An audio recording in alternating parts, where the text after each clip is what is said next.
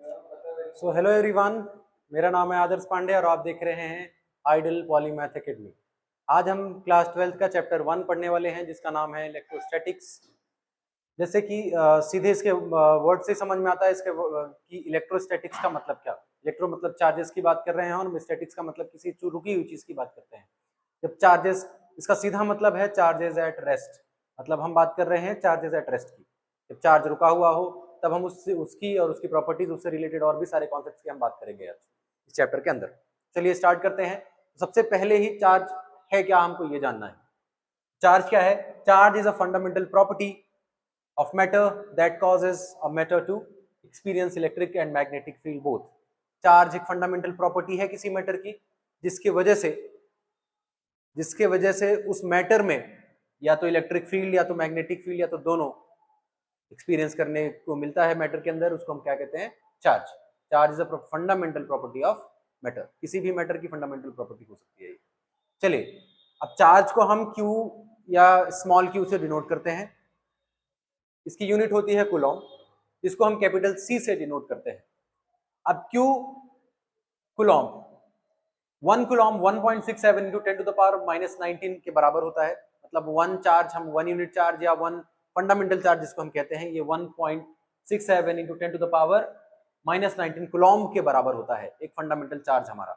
इसीलिए मैंने उसको 1 चार्ज या 1 फंडामेंटल चार्ज, इसको ई से भी डिनोट करते हैं। फंडामेंटल चार्ज को हम स्मॉल ई से भी डिनोट करते हैं। चलिए, अब इसकी कुछ प्रॉपर्टीज की बात करते हैं कि चार्जेस की क्या प्रॉपर्टीज हो सकती हैं। पहली प्रॉपर्टी है अकॉर्डिंग टू बेंजामिन फ्रैंकलिन। अच्छा, इससे पहले बेंजामिन फ्रैंकलिन से पहले लोग जानते नहीं थे चार्ज है क्या। एक्सपीरियंस बहुत करते थे लेकिन इससे पहले लोग जानते नहीं थे। कई सारे लोगों ने इसके बारे में बहुत सारे इनके अलग अलग नाम भी दिए होंगे कि कुछ अट्रैक्ट करता है, रिपील करता है, ये सब लोग पहले जानते थे। लेकिन बेंजामिन फ्रैंकलिन ने 1600 या you can say 17th century में उन्होंने बताया कि चार्जेस दो टाइप के होते हैं। कौन कौन से? एक पॉजिटिव और एक नेगेटिव। इसी में आपने देखा होगा कि पॉजिटिव मतलब कि उसके अंदर इलेक्ट्रॉन की कमी है, नेगेटिव मतलब उसके अंदर बहुत सारे इलेक्ट्रॉन्स है। अब अगर नेगेटिव है उसके अंदर मास ज्यादा होता है और पॉजिटिव है मतलब उसके अंदर मास भी कम है। दूसरा प्रॉपर्टी आपने बहुत पहले क्लास 10th में भी पढ़ा होगा कि like charges repel each other and unlike charges attract each other. मतलब अगर पॉजिटिव और नेगेटिव को अगर आप सामने आपस में रखते हैं, आपस में वो दोनों रिपेल करेंगे और positive negative will attract each other. अगली प्रॉपर्टी है हमारी पॉजिटिवली चार्ज। आपने देख लिया ये इसमें कम इलेक्ट्रॉन होता है और अगर नेगेटिवली चार्ज है तो उसमें इलेक्ट्रॉन की संख्या ज्यादा और प्रोटॉन की कम होती है। लेकिन अगर आप बात करते हैं नेगेटिवली चार्ज बॉडी की, वहां पर इलेक्ट्रॉन पॉजिटिवली चार्ज की बात करते हैं मतलब वहां पर इलेक्ट्रॉन्स कम होते हैं और प्रोटॉन्स ज्यादा होते हैं। चलिए आगे बढ़ते हैं। चार्ज क्वांटाइज्ड होता है। चार्ज कैसा होता है? क्वांटाइज्ड। मतलब क्या कि Q is equal two plus minus any. क्या मतलब इसका? इसका मतलब ये कि चार्ज, जितने भी चार्जेस बॉडी के अंदर प्रेजेंट होते हैं वो सब इंटीग्रल मल्टीपल होते हैं किसके? इस फंडामेंटल चार्ज के, E के बराबर, E के मल्टीपल्स होते हैं। अब मतलब 10 चार्जेस हैं तो सारे के सारे चार्ज, मतलब 1.67 को आप 10 से मल्टीप्लाई कर दो और n की वैल्यू इंटीजर होनी चाहिए, कभी भी ये माइनस में नहीं होता है। बेसिकली माइनस में तो आप नहीं कह सकते n माइनस में है, नंबर ऑफ चार्जेस माइनस में है, E की वैल्यू प्लस या माइनस में हो सकती है, इसीलिए यहाँ पर लगा है। और इसको मैंने कहा ये 1 2 3 4 5 6 7 8 9 10 कुछ भी हो सकता है। और आप क्वांटाइजेशन का मतलब ये है कि कितने भी चार्ज बॉडी के अंदर प्रेजेंट है उसको ई से फंडामेंटल चार्ज से मतलब 1.67 × 10 टू द पावर -90 से मल्टीप्लाई करा दोगे। करेक्ट है। नेक्स्ट है एडिटिव प्रॉपर्टी। अब चार्ज एडिटिव प्रॉपर्टीज को भी फॉलो करता है। क्या मतलब इसका? कि अगर किसी भी एक आइसोलेटेड बॉडी के अंदर नंबर ऑफ चार्जेस कितने हैं, मैं कहता हूं Q1 Q2 Q3, अलग अलग नंबर्स ऑफ चार्जेस हैं। अब नंबर ऑफ चार्जेस की गिनती नहीं कर रहे हैं, हम उनकी वैल्यूज की गिनती कर रहे हैं। Q1 Q2 Q3 Q4 Q5 and Q up to Qn numbers of charges present है, तो उनको हम आपस में ऐड कर दें तो हमको टोटल चार्ज अपनी बॉडी के अंदर, किसी भी आइसोलेटेड बॉडी के अंदर टोटल चार्ज कितना है वो यहाँ से पता चल जाता है कि टोटल चार्ज बॉडी के अंदर कितना प्रेजेंट है। That is Q1 Q2 Q3 Q4 सबका sum up to Qn numbers of charges का सम होता है। अगली और लास्ट प्रॉपर्टी ऑफ चार्ज क्या है? कहता है कि अगर चार्ज इन आइसोलेटेड सिस्टम और ऑलवेज कंजर्व। अब मैंने आइसोलेटेड सिस्टम की बात करी है, तो आइसोलेटेड सिस्टम का मतलब जिसके अंदर ना तो कोई चीज आ सकती है ना जिसके बाहर कोई चीज जा सकती है। तो आइसोलेशन का मतलब ये है कि आप चार्जेस किसी भी बॉडी के अंदर जितने भी चार्ज हैं वो सारे के सारे क्या होते हैं? आइसोलेट होते हैं। अगर मैं कहता हूँ किसी चार्ज के अंदर इतना कूलम्ब चार्ज है, तो उसके अंदर तब भी अगर आप कुछ भी कर दो, आप एक चार्ज को दूसरे जगह डिस्प्लेस कर दो, उसी सिस्टम के अंदर डिस्प्लेस होते रहेंगे, लेकिन चार्जेस की टोटल चार्ज की वैल्यू कभी नहीं बदलेगी। तो ये क्या होती है, is a property of conservation of charge. Moving to the method of charging. इतना समझ में आया, इतनी प्रॉपर्टीज हैं, और भी बहुत सारी प्रॉपर्टीज होती हैं। चार्ज अगर रेस्ट में है तो वहां पर सिर्फ क्या होता है, इलेक्ट्रिक फील्ड होता है। चार्ज अगर मोशन में है तो इलेक्ट्रिक फील्ड के साथ मैग्नेटिक फील्ड भी आ जाता है। और दो टाइप के मोशंस होते हैं, एक एक्सेलरेटेड मोशन और एक नॉन एक्सेलरेटेड मोशन। जब नॉन एक्सेलरेटेड मोशन होता है तब वहां इलेक्ट्रिक फील्ड और मैग्नेटिक फील्ड बस होता है, और जब वहां एक्सेलरेटेड मोशन होता है तब उसके साथ इलेक्ट्रोमैग्नेटिक वेव्स भी जनरेट होने लगती हैं, जो कि आप अपने ही क्लास में इलेक्ट्रोमैग्नेटिक वेव्स के नाम का एक चैप्टर है जिसमें आप पढ़ेंगे। Moving to the method of charging, जैसा आप देख पा रहे होंगे यहाँ पर तीन मेथड्स लिखी हैं। पहला है बाय फ्रिक्शन, दूसरा है बाय इंडक्शन एंड तीसरा है बाय कंडक्शन। बाय फ्रिक्शन मतलब आपने किसी भी चीज को ऐसे दो ऑब्जेक्ट्स को रब किया है। अब वो रब करने वाले ऑब्जेक्ट जैसे ही आपने रब किया तो उनके इलेक्ट्रॉन्स एक दूसरे में ट्रांसफर हो जाते हैं, उनके इलेक्ट्रॉन्स ट्रांसफर होते हैं, जिसकी वजह से बॉडीज क्या होती हैं, चार्ज हो जाती हैं। जैसे अगर ग्लास रॉड को सिल्क के साथ रब करो तो दोनों चार्ज हो जाती है। वुलन क्लॉथ को एम्बर रॉड या प्लास्टिक के रॉड्स में आप रब करो तो दोनों चार्ज हो जाती है। कैट की स्किन को अगर एबेनॉइट रॉड से आप रब करो तो क्या होता है, चार्ज आ जाता है। किसमें, आपने कभी एक्सपीरियंस किया होगा कि आप रात में सो रहे होते हैं, ब्लैंकेट ओढ़ के, ठंडियों के टाइम पे ज्यादा आप एक्सपीरियंस कर पाते हैं। आपने ब्लैंकेट या क्विल्ट ओढ़ा हुआ है और आप देखते ये हैं कि अगर मल्टीपल फ्रिक्शन, क्योंकि आपके बॉडी में बार बार वो फ्रिक्शन हो रहा है और उसकी वजह से उसमें चार्ज आता है, और आपको वहां पर फ्रिक्शन की वजह से क्या दिखता है, आपको स्पार्क्स दिखते हैं, छोटे मोटे चिट चिट की आवाज आती है। वो आवाज क्या होती है, वो चार्जेस की आवाज होती है। चार्ज उसके अंदर डेवलप होता है, बॉडी चार्ज हो जाती है। ठीक है, फिर इसके बाद ड्राई, आपने कभी कॉम्ब में किया हो तो आपने देखा, और ये जब बॉडी के अंदर चार्ज आ जाती है तो ये किसी ना किसी हल्की फुल्की चीजों को अट्रैक्ट करने की प्रॉपर्टी भी आ जाती है। चार्ज के अंदर किसी ना किसी बॉडी, अपने से हल्की बॉडी जिसका मास कम हो, उसको अट्रैक्ट करने की एक प्रॉपर्टी भी डेवलप कर लेता है। तो आप यहीं से आपने देखा कि अट्रैक्शन और रिपल्सन की भी प्रॉपर्टी आ जाती है, और ये काफी सालों से लोग इसको पढ़ रहे थे, लेकिन लोगों को पता नहीं था कि वो एक्चुअल में है क्या, चार्ज है। तो फिर बेंजामिन फ्रैंकलिन ने उसका नाम दिया था कि ये चार्जेस हैं और इनके नाम पॉजिटिव और नेगेटिव है। ठीक है, इससे पहले इनके बहुत सारे नाम्स थे, बहुत सारे नेम्स थे, and then there come a man called Benjamin Franklin, जिसने नाम दिया पॉजिटिव एंड नेगेटिव। तो यहाँ से ड्राई हेयर में आप अगर कॉम्ब को रब करते हो तो वहां पर भी चार्ज डेवलप होता है। और कॉम्ब को अगर आप किसी भी कागज के टुकड़े में, आप कभी भी रख के चेक करना, कागज के टुकड़े को अगर आप कॉम्ब को रब करते हो बढ़िया से, और कागज के टुकड़े में अगर हल्का छोटे छोटे कागज के टुकड़े लो और उसको अगर उठाने की कोशिश करो तो आप देखोगे कि कॉम्ब कागज के टुकड़ों को अपनी तरफ अट्रैक्ट कर रही है। ठीक है, क्लाउड्स भी बाय द फ्रिक्शन चार्ज होते हैं। जो क्लाउड लाइटिंग के फॉर्म में देखते हो कि क्लाउड्स कैसे चार्ज होते हैं, बाय द फ्रिक्शन, उनके बीच में मल्टीपल टाइम्स फ्रिक्शन होता है, जिससे वो क्लाउड्स चार्ज हो जाते हैं। अब आते हैं induction. What is induction means? Induction means कोई भी चीज कहीं से इंड्यूस होके आ रही है। अब समझिए हमारे पास कोई रॉड है, हमारे पास एक ग्लास रॉड है, एबोनाइट रॉड है, हमने एक मटेरियल ले लिया, हमने एक कंडक्टर ले लिया। कंडक्टर में पॉजिटिव नेगेटिव चार्जेस होंगे, तो मैंने इसमें पॉजिटिव चार्ज ले लिया। देखना है ये, जब अभी मैंने आपको पढ़ाया कि प्रॉपर्टी होती है कि like charges repel each other and unlike charges attract each other. जैसे ही इस रॉड को मैं इस ऑब्जेक्ट के पास, इस कंडक्टर के पास लाया, उसके सारे नेगेटिव चार्जेस शिफ्ट हो गए टुवर्ड द पॉजिटिव एंड। क्यों? क्योंकि यहां पर ये पॉजिटिव रॉड है, जो ये रॉड है ये पॉजिटिवली चार्ज है, तो सारे के सारे नेगेटिव चार्जेस इसकी तरफ अट्रैक्ट होंगे, और लाइक चार्जेस रिपेल होकर एक किनारे शिफ्ट हो जाएंगे। ये एक किनारे शिफ्ट हुए सारे के सारे पॉजिटिव चार्ज, एक किनारे शिफ्ट हुए सारे के सारे पॉजिटिव चार्जेस को हम क्या करेंगे, हम अर्थिंग करके उसको बाहर निकाल देंगे। हम क्या करेंगे, उसको बाहर निकाल देंगे। तब हमारे इस बॉडी पे हमारे पास नेट चार्ज कितना था, 0। अभी हमारे पास नेगेटिव चार्जेस है। क्यों? क्योंकि सारे के सारे पॉजिटिव चार्जेस बॉडी से बाहर निकल गए। अभी देखना है आपको, यहां पर सारे के सारे अर्थिंग हटाई हमने, सारे के सारे नेगेटिव चार्ज अभी भी पॉजिटिव तरफ अट्रैक्टेड है।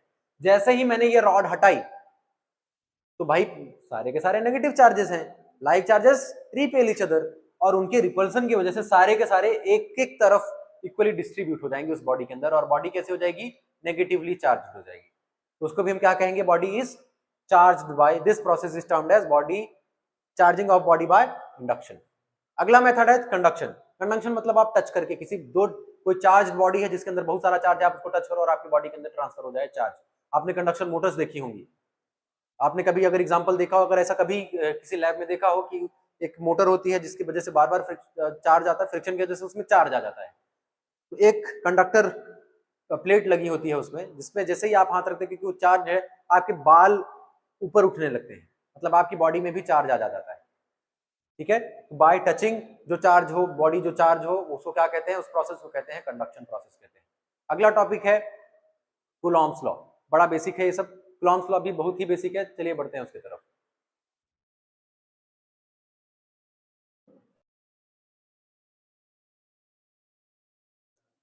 अब हम बात कर रहे हैं कूलॉम्स लॉ की। कूलॉम्स लॉ क्या कहता है कि अगर कोई भी दो चार्जेस हैं, अगर सेपरेटेड बाय डिस्टेंस r, अगर कुछ दूरी पे रखे हुए हैं जिसका मैग्नीट्यूड q1 और q2 होगा, तो उसके हिसाब से कि according to this law force of attraction, इनके बीच कोई फोर्स होगा, force of attraction and repulsion between them is directly proportional to the product of magnitude of the charges. मतलब मैग्नीट्यूड ऑफ द चार्जेस क्या है, q1 और q2, इन दोनों के प्रोडक्ट के बराबर होगा और प्रोडक्ट के डायरेक्टली प्रोपोर्शन में होगा, जिसको हमने इक्वेशन 1 माना है, and inversely proportional to the square of distance between them. And inversely proportional, distance क्या है उनके बीच में, r, तो इनके स्क्वायर के इनवर्स प्रोपोर्शन में है यही फोर्स। तो कंबाइनिंग दिस इक्वेशन, यहां से ये q1 q2 डायरेक्ट प्रोपोर्शन में और 1/r1, मतलब हम inversely proportional to the r square equation 2, दोनों को कंबाइन किया, ये फोर्स हमारा q1 q2 bye r1 r square के बराबर हो गया। ये डायरेक्ट प्रोपोर्शन हटता है, यू नो कि अगर प्रोपोर्शन हटता है तो एक कांस्टेंट आता है, एक k कांस्टेंट आया हमारे पास। अभी k कांस्टेंट है जिसकी वैल्यू कितनी है, 1/4 पाई एप्सिलॉन नॉट। क्या है, 1/4 पाई एप्सिलॉन नॉट, जिसमें एप्सिलॉन नॉट क्या है, परमिटिविटी ऑफ फ्री स्पेस है। इसमें से 1 इस k की वैल्यू कितनी होती है, 9 इंटू 10 टू द पावर 9। कभी भी आपको न्यूमेरिकल, अब जब आगे आप न्यूमेरिकल करोगे तो 1/4 पाई एप्सिलॉन नॉट की वैल्यू कितनी पुट करनी होती है, 9 into 10 to the power 9 put करनी होती है। ये वैल्यू, अब यहाँ पर k की वैल्यू हमने रखी 1/4 पाई एप्सिलॉन नॉट, यहाँ से आया f is equal to 1/4 pi epsilon naught q1 q2 by r square. यही है, this is the expression for the coulomb's law. पर एक दिक्कत है, coulomb's law is only applicable for two charges system. ऐसे सिस्टम के लिए एप्लीकेबल है जहां सिर्फ दो चार्जेस हैं, it is not applicable for more than two charges. इसीलिए उसके लिए एक नया सिस्टम डेवलप किया गया जिसका नाम है प्रिंसिपल ऑफ सुपरपोजिशन, जिसमें अगर दो से ज्यादा चार्जेस हो, यहाँ पर एक चार्ज q है, q1 और एक q2, तो इस q पे जो फोर्स लग रहा है q1 की वजह से वो अलग है, इस q पे जो फोर्स लग रहा है q2 की वजह से वो अलग है।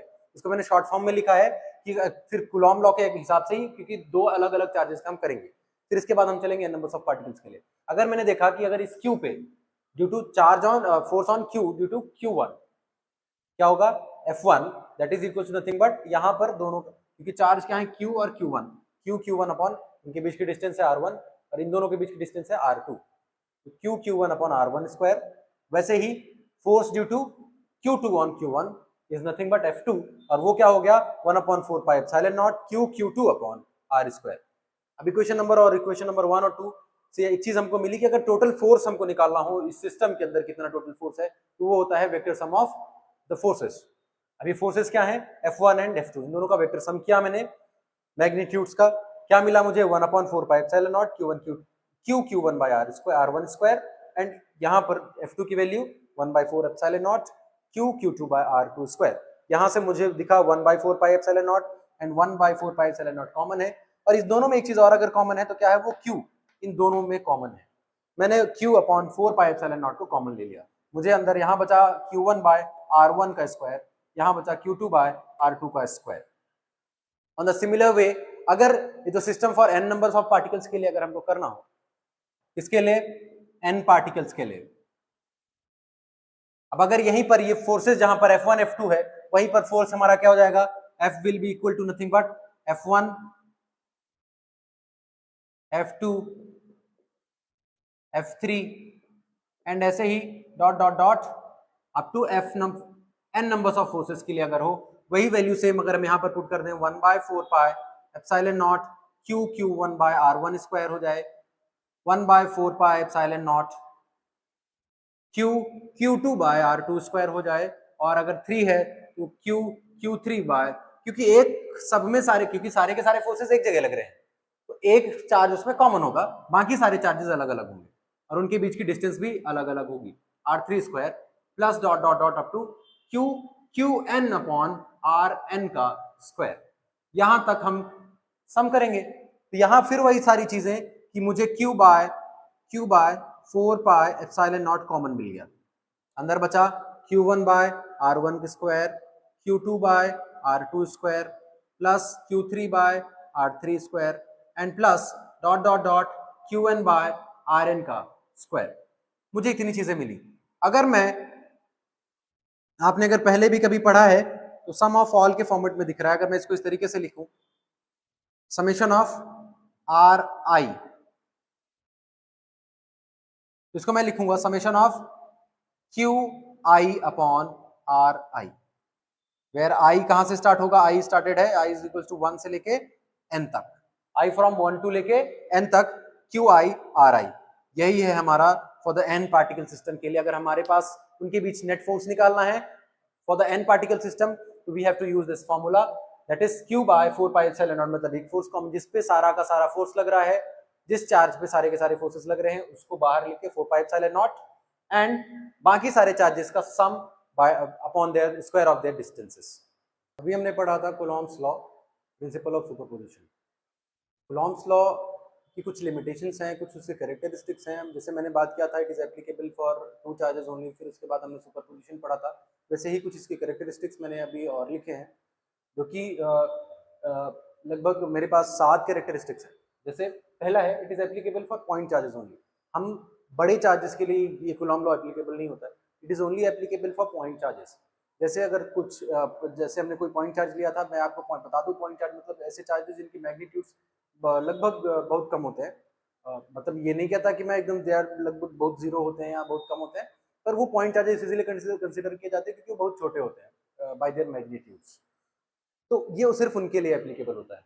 It obeys inverse square law. अभी हमने और आपने कूलॉम्स लॉ में देखा कि F is inversely proportional to R square, तो ये इसको इसीलिए इसका एक दूसरा नाम भी है, it is also known as inverse square law भी इसको बोलते हैं। Coulomb's law is also known as inverse square law, तो कभी भी अगर आपको ये कहीं भी पूछा जाए तो आप उसमें कंफ्यूज नहीं होंगे, तो ये इनवर्स लॉ को भी फॉलो करता है। दूसरी चीज, ये लॉन्ग रेंज फोर्स है, मतलब लंबे लंबे दूरी की चार्जेस के लिए भी ये एप्लीकेबल है, ऐसा नहीं कि सिर्फ शॉर्टर डिस्टेंस के लिए एप्लीकेबल है, it is also applicable for the long range charges, तो इसके इसीलिए इसको क्या कहा जाता है, लॉन्ग रेंज फोर्स भी कहा जाता है। इसका जो कोलम्बियन फोर्स है, it is a central force, इसका मतलब ये, it is a central force मतलब किसी भी चार्ज के सेंटर से डायरेक्ट अटैच्ड होता है और उनके सेंटर पे फंक्शन करता है, force of attraction and repulsion उनके सेंटर से फंक्शन करता है, किसी भी 2 चार्जेस या उससे ज्यादा चार्जेस, हालांकि 2 चार्जेस मतलब 2 या फिर 2 तीसरे से चौथा, चौथे से पांचवे पे अलग अलग उनके सेंटर्स पे फंक्शन करता है, इसलिए it is termed as a central force. It is not affected by the presence of other charge body. क्या मतलब इसका, कि जैसे हमने अगर बात की थी, अगर थोड़ा सा इस डायग्राम को आप देख लो, उससे रिलेटेड तो नहीं है पर उसी तरीके से कुछ चार्ज है कि अगर हमारे पास यहाँ एक चार्ज था और यहाँ एक चार्ज था, इस सिस्टम के अंदर अगर हम कोई तीसरा चार्ज भी प्लेस कर दें तो वो तीसरा चार्ज इन दोनों चार्ज के बीच की फोर्स को अफेक्ट नहीं करेगा। फिर अगर मैं इस चार्ज से उस तीसरे चार्ज के पास में जाऊं, वो उसको अफेक्ट जरूर करेगा। यहां मैं ले लेता हूं Q2 एक चार्ज ले लेता हूं, तो ये Q1 और Q0 और Q के बीच में अगर जो फोर्स की बात कर रहे हैं, वो फोर्स कभी भी Q0 और Q2 के बीच लगने वाले फोर्स से कभी भी इफेक्ट नहीं होगा। इस चार्ज के प्रेजेंस से इन दोनों के फोर्सेस के बीच में कोई भी फर्क नहीं पड़ेगा।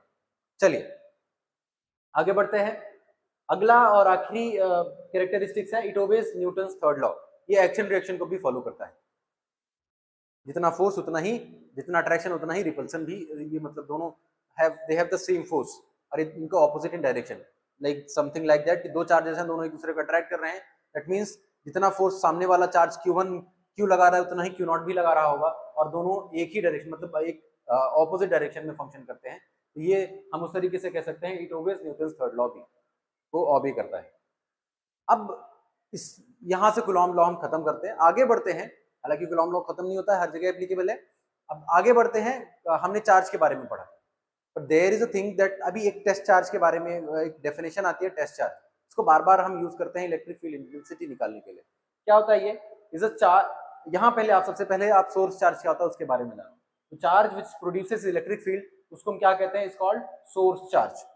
ऐसा चार्ज जो इलेक्ट्रिक फील्ड प्रोड्यूस करता है उसको हम सोर्स चार्ज कहते हैं। लेकिन the charge which experience the effect of source charge, अब ऐसा एक चार्ज जो उस सोर्स चार्ज को एक्सपीरियंस कर पाए, उसका जो फोर्स है उसको एक्सपीरियंस कर पाए, उसको हम क्या कहते हैं, टेस्ट चार्ज। ये टेस्ट चार्ज लगभग यूनिट पॉजिटिव चार्ज के को हम टेस्ट चार्ज ले लेते हैं, और इसका मैग्नीट्यूड बहुत ही छोटा होता है, it is very very very small. Some time it is equal to 0 also. Approximate value इसकी 0 के बराबर हम ले लेते हैं। टेस्ट चार्ज एक ऐसा चार्ज है जो कि सोर्स चार्ज के फोर्सेस को एक्सपीरियंस करता है, बहुत ही छोटा होता है। We always take them as a positive.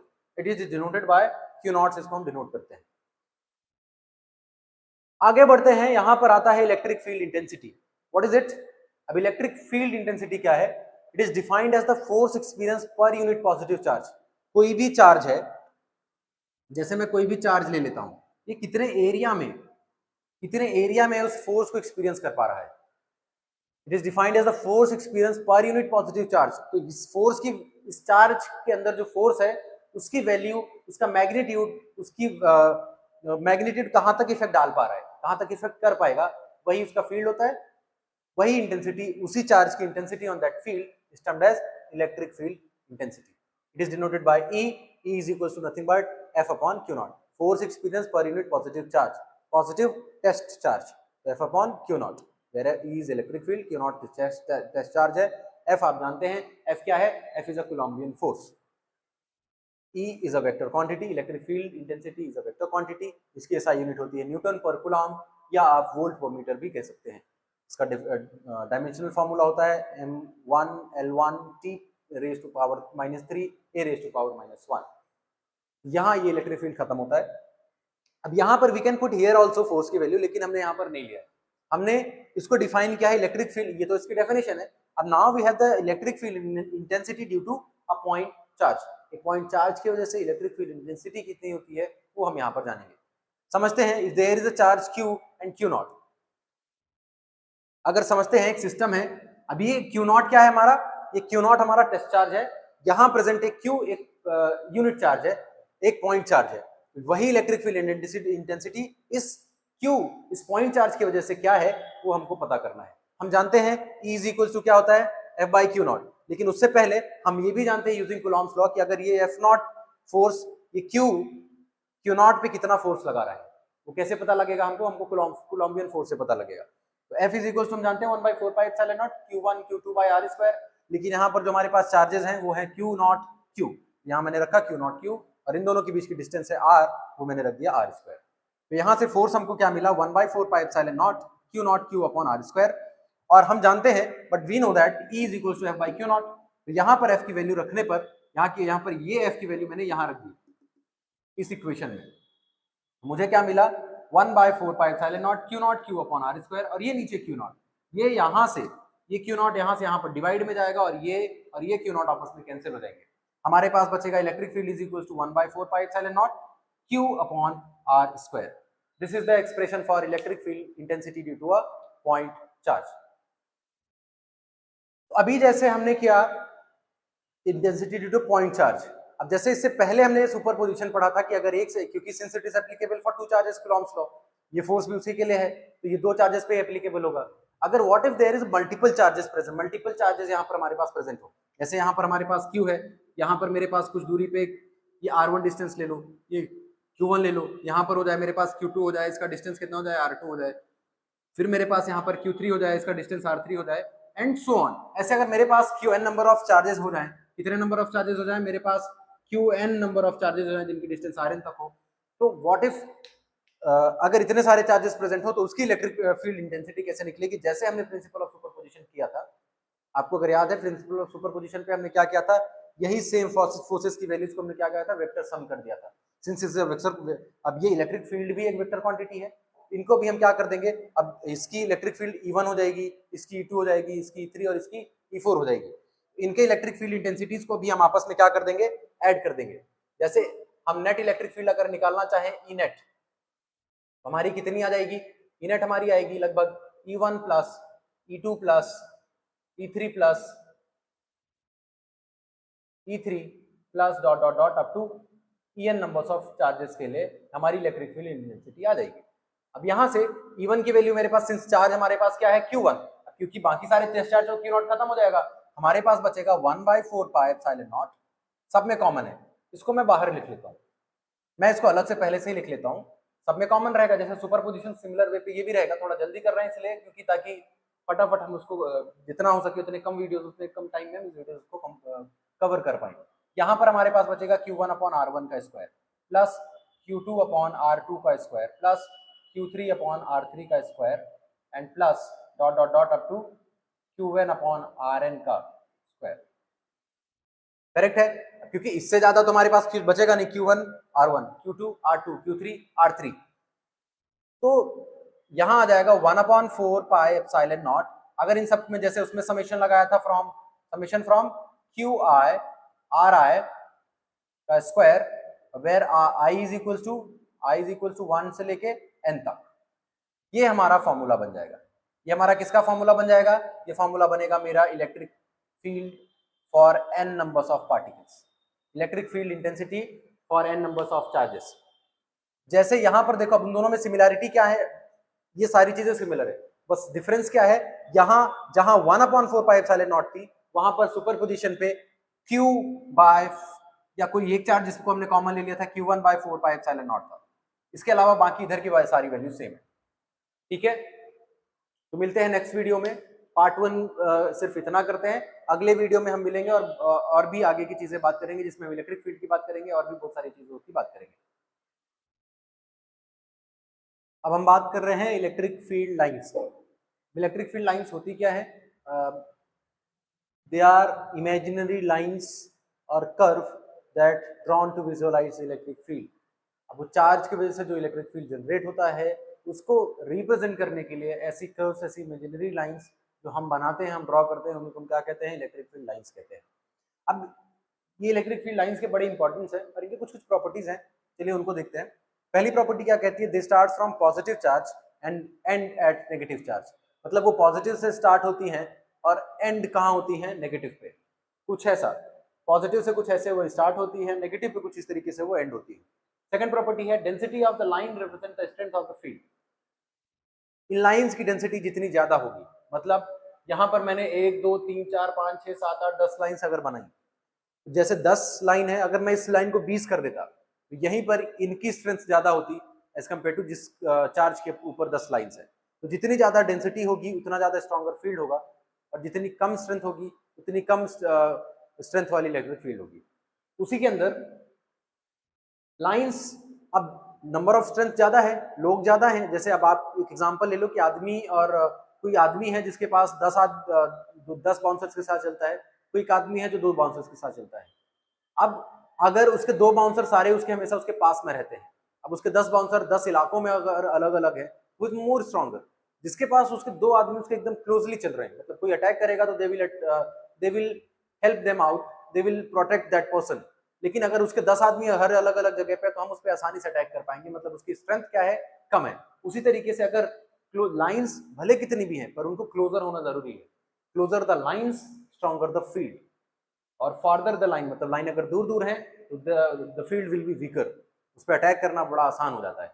उसी तरीके से जितनी ज्यादा लाइंस हो उतना वो स्ट्रांग है, लेकिन अगर उसके वो लाइन पास पास नहीं है, means that is not much that much stronger. Field उसका बहुत बड़ा है, लेकिन फिर भी वो मतलब उसका एरिया बहुत बड़ा है, जिस एरिया में उसका चार्ज का एक्सपीरियंस है, लेकिन चार्ज की फोर्सेस का एक्सपीरियंस है। लेकिन होता क्या है कि उन फील्ड लाइंस को आपस में पास पास होना बहुत जरूरी है। They must have to be closer. अगर वो पास पास में है तो स्ट्रॉन्गर फील्ड होगा, अगर दूर दूर है तो उनके फील्ड वीकर होगा। अब दूसरी चीज, these field lines never intersect each other. ये फील्ड लाइंस कभी एक दूसरे को इंटरसेक्ट नहीं करती हैं। एज यू कैन सी, अगर यहाँ जैसे मैंने आपने चार्ज की प्रॉपर्टी पढ़ी है, positive positive like charges repel each other, यहाँ पर रिपेल कर रही है, और देखिए कभी कैसे इससे निकल जाए ये पॉजिटिव, जिसको पॉजिटिव और नेगेटिव में जाना चाहिए, लेकिन यहाँ दोनों पॉजिटिव चार्जेस हैं तो they will repel each other. यहाँ पर एक गैप बनेगा, यहाँ पर एक फ्री स्पेस बनेगा विथ नो चार्जेस। और यहाँ इन केस में आप देखा, यहाँ जैसे मैंने बताया, they will never intersect each other, ये एक दूसरे को कभी इंटरसेक्ट नहीं करेंगे। अगर आपने मैग्नेट पढ़ा है, मैग्नेटिज्म में आपने पढ़ा होगा कि फील्ड लाइंस एक लूप बनाती है, मैग्नेटिक फील्ड लाइन। और यहाँ पर एक चीज और लिखी है, दे do not form close loop, मतलब ये पॉजिटिव से निकलती है और टर्मिनेट हो जाती है जाके नेगेटिव पे, पॉजिटिव से निकल के नेगेटिव पे टर्मिनेट हो जाती है, दोबारा लौट के पॉजिटिव पे नहीं आती। As you can see the directions, ये जो टेंजेंट्स यहाँ पर मैंने ड्रॉ किए हैं, they represent the direction of that electric field lines. और दूसरी चीज, they do not pass through any conductor. अगर 2 चार्जेस हैं यहाँ बीच में, अगर यहाँ पॉजिटिव इधर नेगेटिव, इधर पॉजिटिव इधर नेगेटिव, अगर बीच में मैं कंडक्टर रख देता हूँ, तो वो कभी भी कोई भी इलेक्ट्रिक फील्ड लाइंस किसी भी कंडक्टर को पास करके नहीं निकलेगी। जैसे मैं बनाता हूँ, अगर यहाँ पर मेरे पास पॉजिटिव चार्ज है, यहाँ पर मेरे पास नेगेटिव चार्ज है, यहाँ पर मैंने कोई कंडक्टर ले लिया, तो ये फील्ड लाइन इसको क्रॉस करके निकल जाएंगी। लेकिन कभी इसको इंटरसेक्ट, इसको पार करके नहीं निकलेंगे, इसके अंदर इस तरीके से क्रॉस करके कभी नहीं निकलेंगे, ये उसके ऊपर से निकलेंगे, ऊपर नीचे आजू बाजू से निकल सकते हैं, लेकिन इसको क्रॉस करके दे do not pass through any conductor, ये कंडक्टर्स को पास करके नहीं निकलती। ठीक है, तो इलेक्ट्रिक फील्ड इंटेंसिटी पढ़ी हमने, इलेक्ट्रिक फील्ड क्या हुआ वो हमने जाना, इलेक्ट्रिक फील्ड लाइंस क्या है हमने जाना, और expression of electric field intensity due to point charge, due to multiple charges, due to multiple point charges हमने जाना। अब नेक्स्ट वीडियो में हम जानेंगे मोर ओवर डाइपोल मूवमेंट्स, और उसके आगे हम फिर गॉस थ्योरम्स और डाइपोल मूवमेंट, डाइपोल एक्सिस के बारे में हम बात करेंगे, और भी बाकी सारी चीज़ों के बारे में बात करेंगे। इस वीडियो के लिए बस इतना ही। प्लीज़ मेरा एक ही रिक्वेस्ट है आपसे, मैं आपके लिए इतनी मेहनत कर रहा हूँ, थोड़ी सी मेहनत आप भी मेरे लिए करके एक वीडियो को लाइक और सब्सक्राइब करिए, डू शेयर ऑल्सो, लोगों के पास आप जितना वीडियो शेयर करेंगे, जिनको इसकी ज़रूरत है, जो क्लास 12th में है, उनके पास ये वीडियो शेयर करिए टू गेट